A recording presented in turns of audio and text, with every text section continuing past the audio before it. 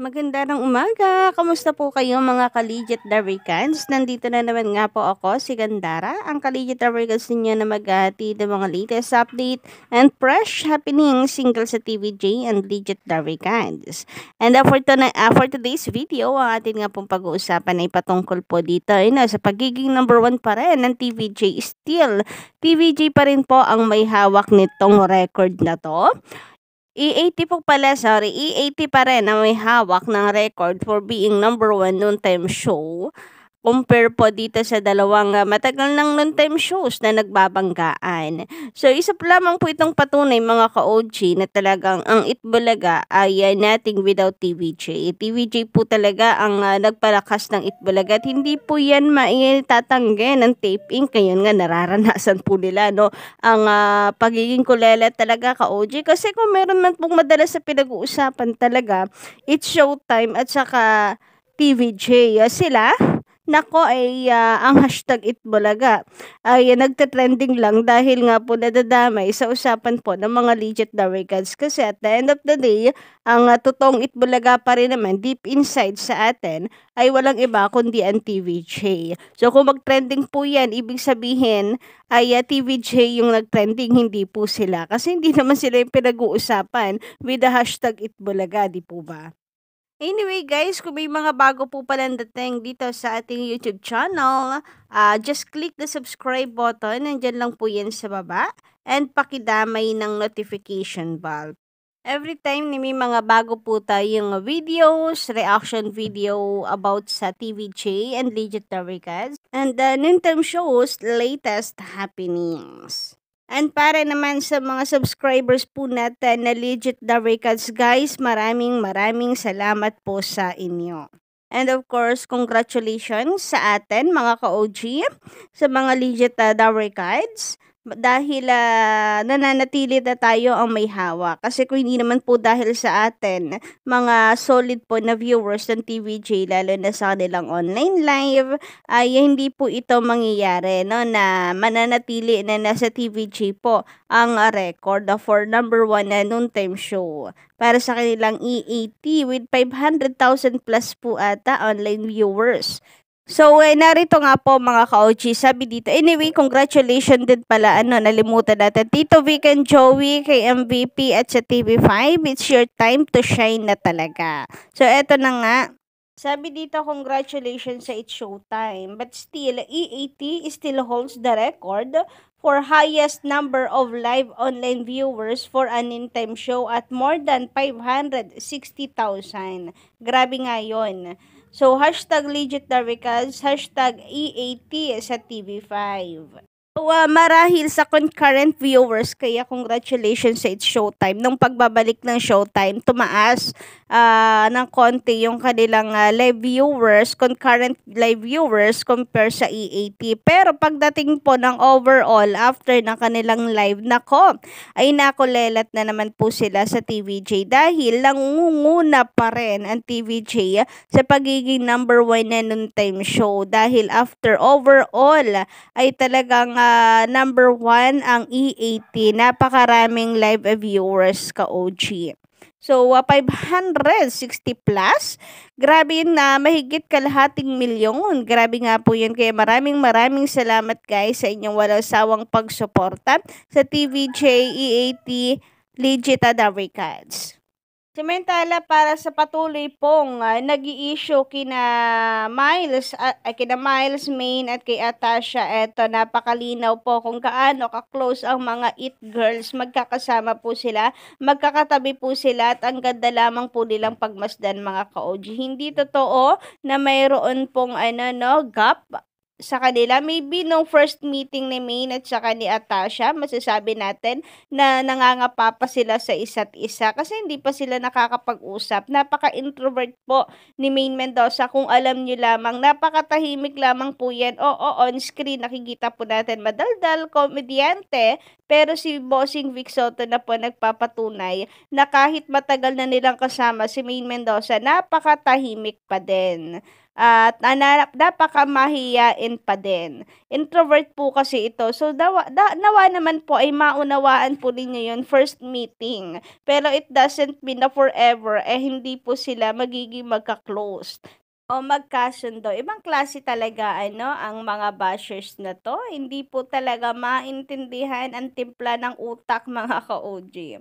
Samantala, pag-usapan naman po natin ngayon ang therapy, mga ka-OG, na kung saan ay pilit pong tinatapatan ng kabila ng kalaban ka-OG dahil malakas po ang therapy ngayon, ang bagong segment ng TVJ na kung saan ay talagang mapapaisip din kayo at maloloka talaga kayo, kakabahan din sa kung ano nga ba lalabas po dun sa card. Ang ginawa po ng kabila, siguro ayaw pong mauungusan, yun naman po ang katotohanan. Yung pinakamalakas po nilang segment, ang technique po nila ay itinapat nila sa therapy. Grabe nga yun, para lamang po matalo ang EAT. Kaya gawa-gawa din ang paraan pag may time. So, isa lamang pong ibig sabihin nito.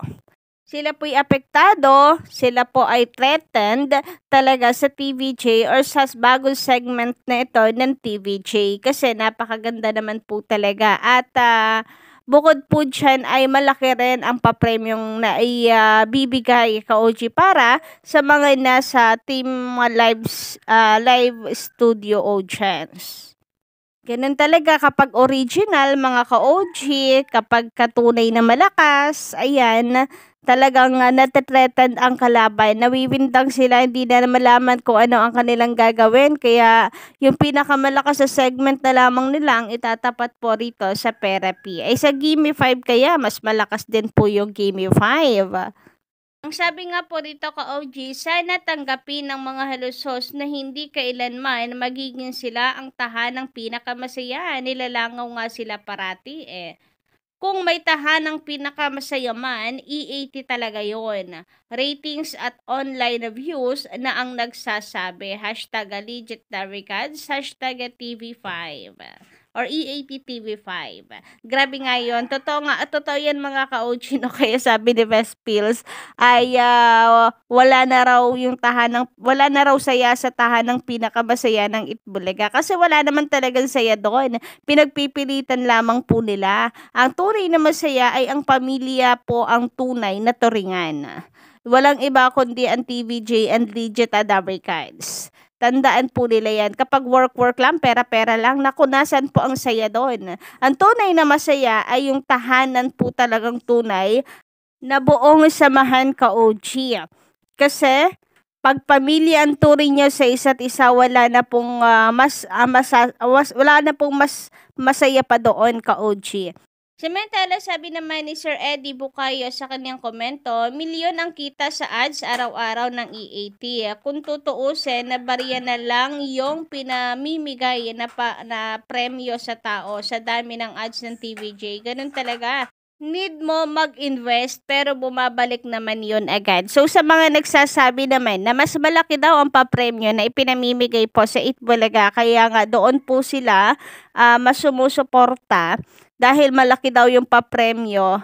Bukod sa mukha silang pera, cherries, ay alam naman po kasi natin na yun talaga ang technique po nila. Kasi kung hindi po nila lalakihan yung papremyo nila, sino pa ang magtitiwala? Sino pang manonood po sa kanila? Sino pang mahahakot o marirecruit po nila, di po ba? Or mauuto nila, di ba mga ka-OG? Yun po yung technique nila. And mukhang umi-effect. Ngayon, ang tanong lang hanggang kailan po nila ito magagawa ka-OG. And patungkol naman po sa EAT mga ka-OG, sa mga nagtatanong bakit daw po ganoon yung pinamimigay na premyo, hindi daw po kagaya nung sila ay nasa Itbulaga pa. Alam naman po natin ang reason. Kahit madami pong advertiser, yun yung katwiran nila maraming advertiser, maraming commercial, pero ang liit ng papremyo, hindi kagaya noon sa Itbulaga ng Jamie 7. Kasi nga, bago pa lamang po ang TVJ Production. Ang TVJ Production, nagsisimula pa lang yan, bago pa lamang yan, at kailangan po niya ng malaking pondo talaga. So, yun po yung masasabi natin na dito. Samantala, ayon naman dito sa komento, Komento po ito ni It Bukol. Ayan, tamang decision ni MVP na TVJ ang pinili dati. Kaysa sa dati sa noon time, kaysa sa It Showtime nung June. Right decision. Yan lang, totoo po yan.